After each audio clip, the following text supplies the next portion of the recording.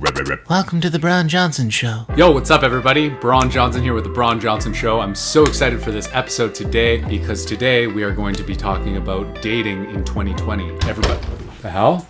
The hell let you in? Ow! I just stubbed my toe. Hi, Bron. Hi, how's your toe? Oh, it hurts. I heard you had a very successful YouTube show, and Tokyo and I decided to come and crash your party. Your breath smells like shit. This is my sister Denai Johnson, for those of you who don't know. This is Tokyo, for those of you who don't know. He is our pet dog. I don't think that they were confused about the fact that it's a dog. Just making sure. Okay. Just making sure. I brought us some kombucha. Delicious. Pour me one. Okay. We are gonna have a little party. Cheers. Cheers. Cheers. Break out those chips. Oh yeah, I also brought chips. Feed him. Okay. You're a little bit like a gremlin. Yeah, I'm disgusting. Deal with it. Yeah, no, I have my entire life. The predominance of my YouTube channel is us being dumb. Enough being talk? fat. Let's get down to business. All right, let's talk. Let's get it. How does one really find their ideal lover in 2020 and beyond? Whether they're looking for a relationship, a one-night stand. I think if you want to find your ideal partner, you have to first and foremost know yourself. You have to know what your biggest life values and interests are. And then once you're clear on that, then you're like, okay, I want to attract somebody who has the same values and interests. So I always suggest to people, go to the places where those people of like-minded interests will be hanging out. If your value is health and wellness, go to wellness seminars and retreats. I want to attract a dude who's super into self-development and growth. So I'm gonna go to a Tony Robbins seminar. Go to the places where like-minded people are going to be hanging out. 100% agree. Another thing that I think is super important is you have to really look at your subconscious beliefs. And do you believe you're worthy of attracting that partner? And I know that's something that I've struggled with, like growing up the fat kid. Guys never liked me. I've always had this subconscious belief that I'm not worthy of attracting the man and the mate that I actually want.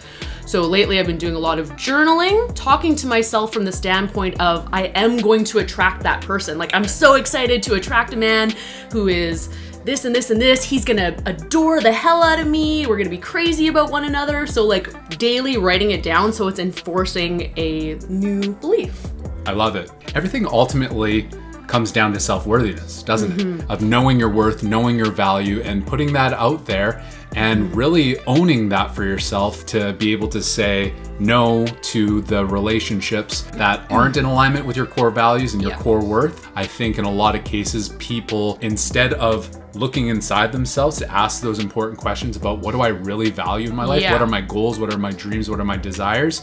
They're looking for that feeling of fulfillment in another person. So then they're willing to just settle for kind of anyone? Exactly. Yeah. We're trained to think that any relationship is better than no relationship at all. Ooh, that's actually such a good point. And I think that's one of the biggest things that shifted for me in my personal life was like growing up, always feeling like I needed a partner to fulfill me.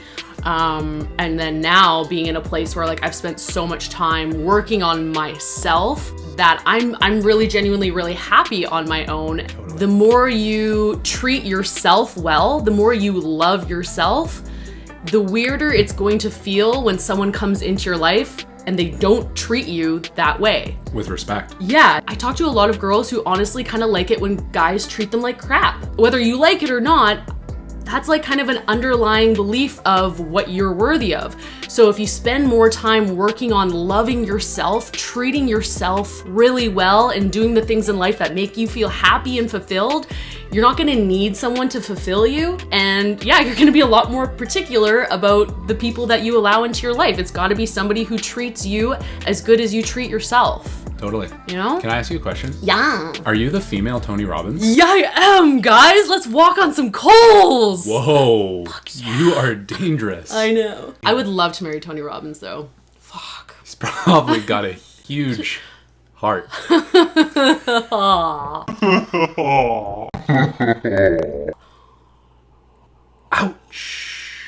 I'm into it. Do you have advice for people, somebody who's out there who's like, I keep attracting shitty people into my life who don't treat me well? What would be your recommendation? I would ask them, why are you choosing those people in your life? Like, why are you choosing? Again, I think that that's such a powerful way of looking at it. When you look at the people coming into your life and say, I'm creating this, I'm creating these relationships. Yeah.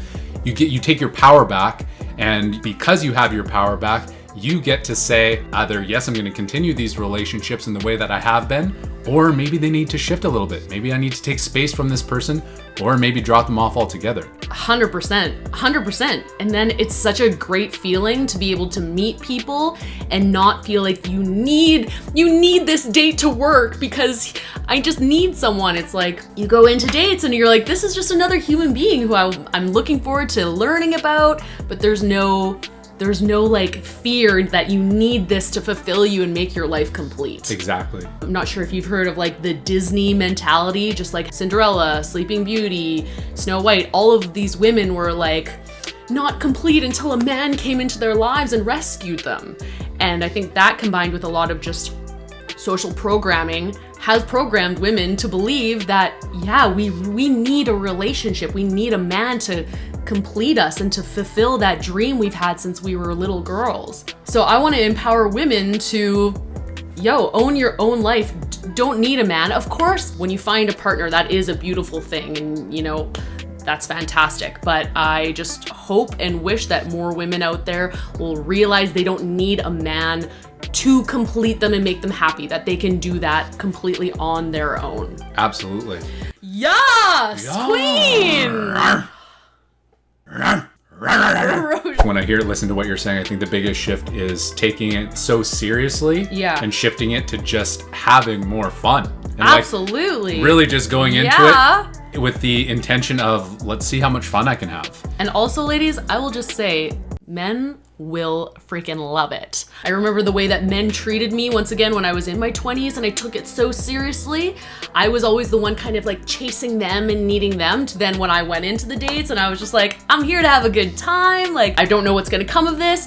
It's interesting how the relationship dynamic switches, and then they're like having such a good time with you, they start chasing you. Like, really? I experienced a huge shift in the way men treated me once I shifted that within myself. Totally. It all goes back to the inner game, because you can't, I want to be clear here, is like, you can't fake that. You have to love yourself, and the more you love yourself, that fun energy is going to be a byproduct of you loving yourself. Love yourself as much as I love this kombucha. Men oftentimes, as they're growing up, have a lot of female influence. The school system, primarily female teachers, and as a result, it's enforced even more that men are always trying to be good boys for the females in the world. Yeah. And how I see that manifest in dating is a lot of men are not being authentic. Yeah. They're not showing up and really letting a woman see their truth, because they're feeling like they need to still be like on their best behavior to try and get approval, validation, sex, whatever it may be. If you're not being 100% yourself and showing someone your 100% truth, how do you ever know that someone really loves you for the true person you are? Exactly. Like, I'll just flat out call guys out on it now. Oh, really? Yeah. Like I'll just be like he'll be like, I want to get married and have the nice little picket fence. Like, I feel like he's telling me things that he thinks I want to hear.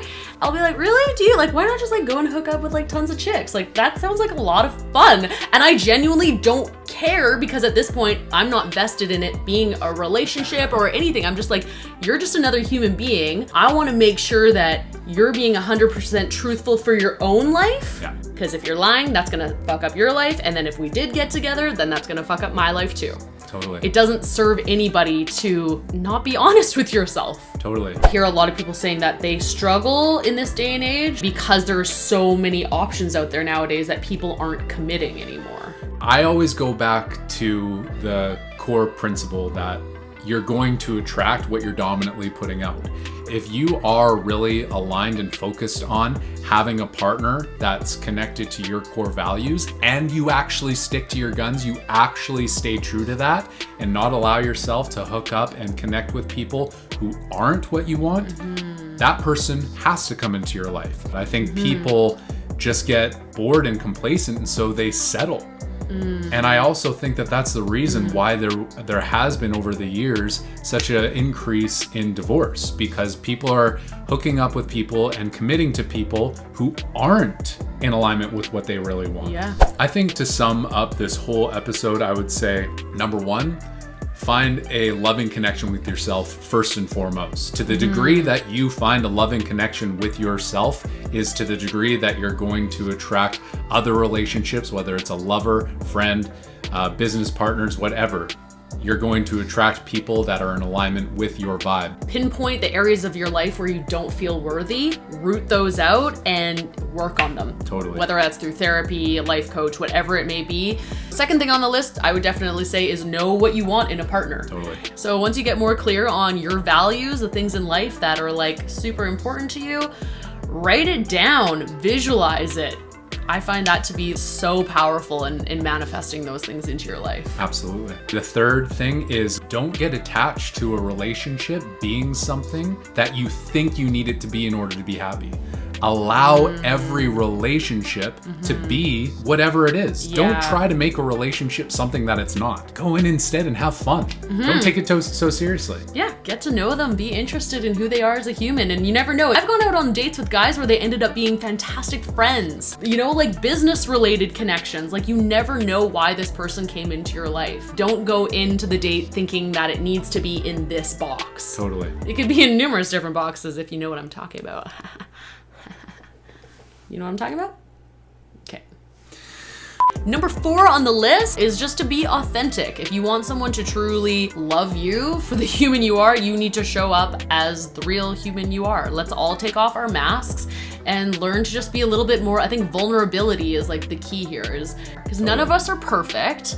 Just show up as you really are. That's the quickest way to know if you're going to be compatible or not. And of course, it takes courage to do that. Yeah. But I think, again, going back to number 1, the more you love yourself, the more you're going to courageously show up into the world and be who you really are. Yeah. So. I've gone out on dates where guys are like, "You're too bold, you're too potent," and I'm like, "Yes, I am. You're missing out on some good shit here, honey." Oh, darn. Hey. And that's okay, because I love the fact that I'm like a bold, potent woman. Me too. And if a guy can't handle that, I'd rather know up front, because I'm not about to like diminish myself to try and get someone to love me. Boom. Drop that mic, bitch.